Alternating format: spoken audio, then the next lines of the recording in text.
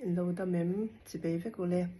win hi okas ni som sang hi le som ni panga ni kan chung min kal san tak te shateng na pualin la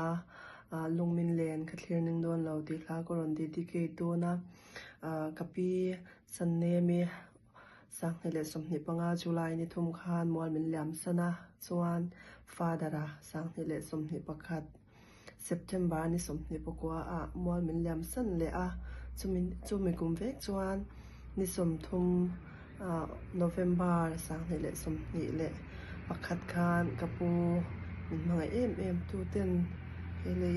min chu asana an mani shaping na pualin hela hi kan thana nge o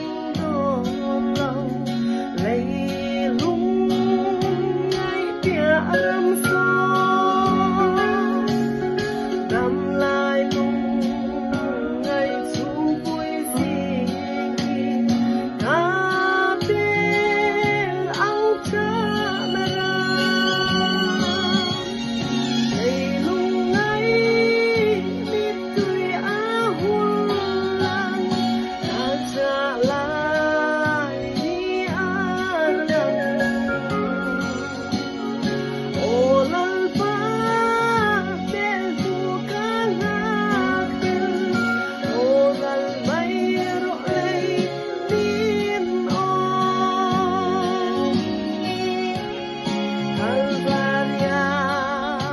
que siempre